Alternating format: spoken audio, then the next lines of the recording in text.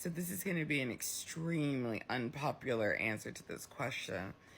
I have only ever contacted parents through email, and I only phone call a parent at the end of the grading period to go ahead and let them know. You know, all those thousands of emails I sent you? Well, thank you for not responding to me. He's failing. Not at risk. You know, like all those emails, at risk, at risk, at risk, at risk. Letting you know they don't turn this in, they're failing, they don't do this, they're failing. Da, da, da. Well, here it is. Here's me. Here's my voice. I'm making the one intrusive phone call to let you know it's happening. It's done. And here's some options on what to do. You know, they can either do amazing second semester. They can do Apex. I'm not giving your child a packet. Whatever. I mean, I am giving your child a packet. I'm not giving her. That's it. That's the conversation. It's done. They are failing the semester. It's over. You had your chance. The child had their chance, and it's done. And so here I am. Here's my voice. The end. That's it. That's it. And then in a couple of weeks, I'll be making the same phone call, but this time and there's no recovery for right now. It's summer school. Or you could wait till next year, their senior year, and they're going to have to retake the class. They could go to Apex. They could do Apex, whatever. And that's it. That's it. It's not a big thing. It's just a simple phone call. For behavior, you know who I let make those phone calls? Admin. You see, when you write a referral, it is protocol to read the referral to the parent and the child. You put the parent on speakerphone. They do this for ARDS, and then they do this for referrals. It's really the only time a parent should be notified. I don't understand. I don't have enough information about these elementary school teachers.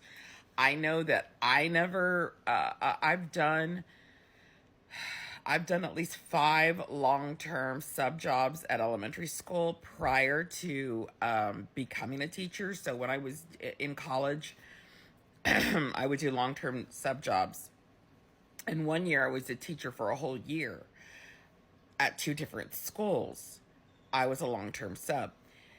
And never as a sub. Let me make sure you understand that. There's really no difference except for education between the sub and a teacher, a certified teacher. I just wasn't certified.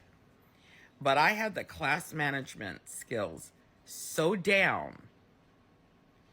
Subs are notorious for not having enough time with the students to develop a relationship with the students. That's why there's constant misbehavior with a sub, because he or she just doesn't quite have a grasp of the classroom. But there are those of us that can walk into a notoriously difficult school and then walk into an extremely difficult class where they have made the previous subs scream off and cry and just have complete and total command of the room. That's me. So I don't know if my opinion is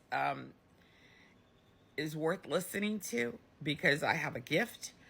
But I also believe that I know that I've been intimidated by classrooms. I've been intimidated by students, and I maintained control, and I maintained respect. And when the respect was lost, the minute that they stopped giving me the respect, I moved it on. Boom. Out of my room. Just go. Go. So, yeah, I would never harass a parent because I was that parent. So 2 things were said. I've never told a teacher, handle it. It's your job. Handle it. Never would say that to them. Because I even when I was, all of our kids had graduated. Four of our kids had already graduated by the time I was in the classroom. Only one little one, the youngest, was still in high school. And I would never, I'd listen to the concerns. I was one of the parents like, okay, thank you for letting me know. No, thank you. Thank you. And then I would hang up. I would say, get your butt over here. I hate getting phone calls. What the hell's wrong with you? You handle it or I handle it for you. I swear to God, I will yank you out of public school if I get another phone call like that. I don't have time. I don't have time. And when the other kids were in high school, I was in college. I said, you want me to drop out of college? Because I cannot do both. I cannot hold you while you get your shit together and go to college. You take care of your own business. And if I get another goddamn phone call from admin or your teacher, I swear to God, your life will be miserable. You can turn that on and off, okay? That's why my kids knew I loved them. Because I could come at them hard and then be like, okay, and now what do you want for dinner? What do you want for dinner, baby? You want spaghetti? Okay. I mean it. Do not have that teacher call me again. Okay. Do you want meatballs or ground beef? Okay, meatballs. You don't mess with me. My kids knew it. They were that's the way I guess it should have been. Be afraid of the teacher calling your parents. But the problem in the classroom is the kids don't care. So if you know that this kid could care less if you call their parents, stop calling their parents. The only reason that it works when the admin does it is because that has been ingrained in us, that when you are being called into the principal's office, you are in serious trouble. So it is more effectual to have a principal call the parents. Oh, it got to this point. Well, no one contacted me. No one told me. Well, here's the thing. When I write a referral, many times, because I've had the principal say, have you ever contacted? They said they've never heard from you. And this was after the principal met with the child and conference with the mother on speakerphone. It's a simple, yes, I have. And so that incident happened once where a principal wrote on the receipt, because you get a receipt in the email that they spoke to the child and blah, blah, blah. And what became of the meeting, where they said the parent says they've never heard from you. And so it was just a matter of emailing. I think that me and that AP figured out that someone gave she's either a liar, straight up liar, because I showed the receipts. I said, I emailed this mother every day. Every day. And you know, I never figured out what happened to that mother because I could care less.